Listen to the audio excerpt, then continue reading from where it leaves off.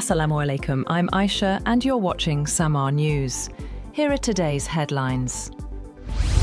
Chief of Defence Forces Field Marshal Asim Munir has emphasised that, despite unified high command, the three armed forces of Pakistan will retain their internal autonomy and organisational structures. Addressing officers of the three forces at GHQ, the Field Marshal cautioned that India should not fall prey to any self-deception or assumptions, warning that Pakistan's response in the future would be even swifter and more severe. He said Pakistan has delivered a clear message to the Taliban regime. They have no option but to choose between terrorists or Pakistan.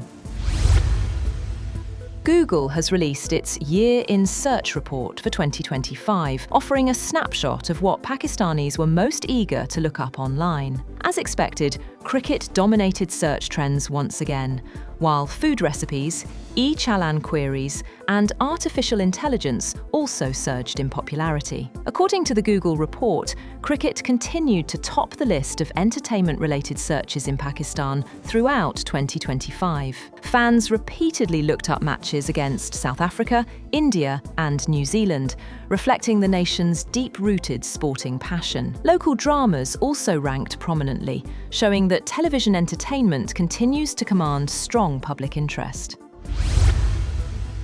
Indonesian President Prabowo Subianto has reached Islamabad on a two-day official visit, aimed at ushering in a new era of Pakistan-Indonesia relations. President Asif Zardari and Prime Minister Shehbaz Sharif received the Indonesian president, who was also presented a 21-gun salute upon arrival. The trip carries special significance, as both nations mark 75 years of diplomatic ties. During his visit, President Subianto will meet President Asif Ali Zardari, Prime Minister Shehbaz Sharif, and Chief of Defence Forces Field Marshal Syed Asim Munir.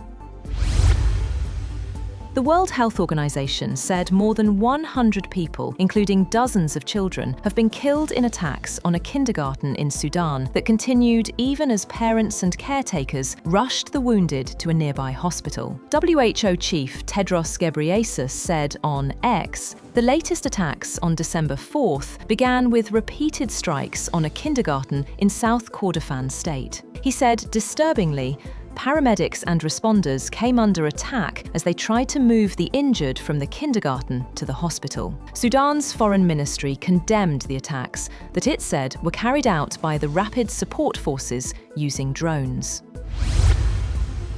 An Australian firefighter has been killed overnight after he was struck by a tree while trying to control a bushfire that had destroyed homes and burnt large swathes of bushland north of Sydney. Emergency crews rushed to bushland after reports that a tree had fallen on a man. The 59-year-old suffered a cardiac arrest and died at the scene. A fast-moving fire over the weekend destroyed 16 homes in New South Wales State's Central Coast region, home to about 350,000 people, and a commuter region just north of Sydney.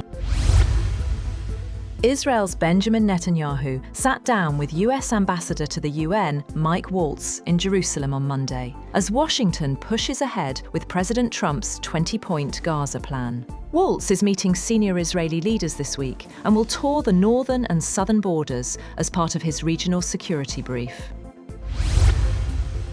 Russia says its forces have taken two more villages in Ukraine, Kucherivka in the Kharkiv region and Rivne in Donetsk. Video released by the Defense Ministry shows troops inside Rivne, where Moscow says it has also carried out strikes on transport links, energy sites, and drone facilities.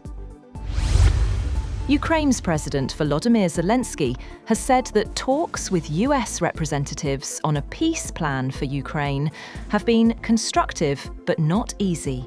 He said this ahead of his planned consultations with European leaders in coming days.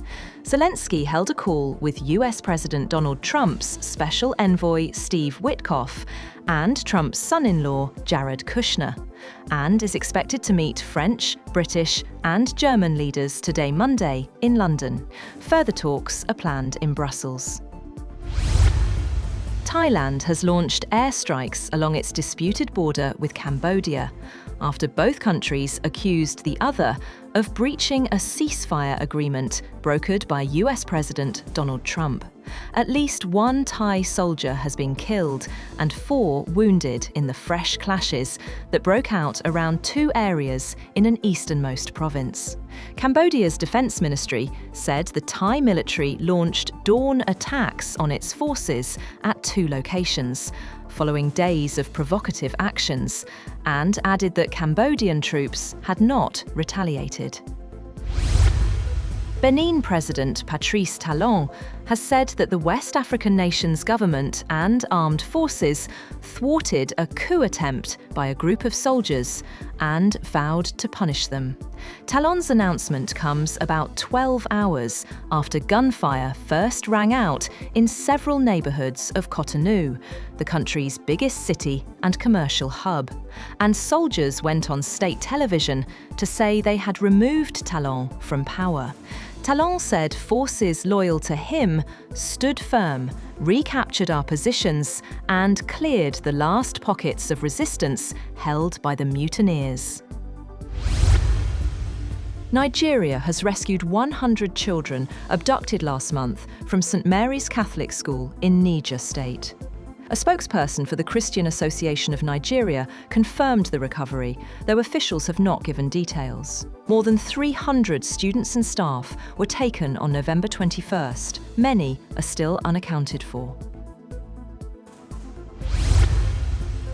And Syrians marked 1 year since Bashar al-Assad was driven from power, as the country continues trying to regain stability after years of war. Crowds gathered in Damascus's Umayyad Square ahead of official celebrations, with military parades expected. Syria's new president, Ahmed al-Sharaa, led dawn prayers at the Umayyad Mosque, promising to rebuild what he called a strong and just Syria. That's all for now. For more updates, visit www.SAMAA TV.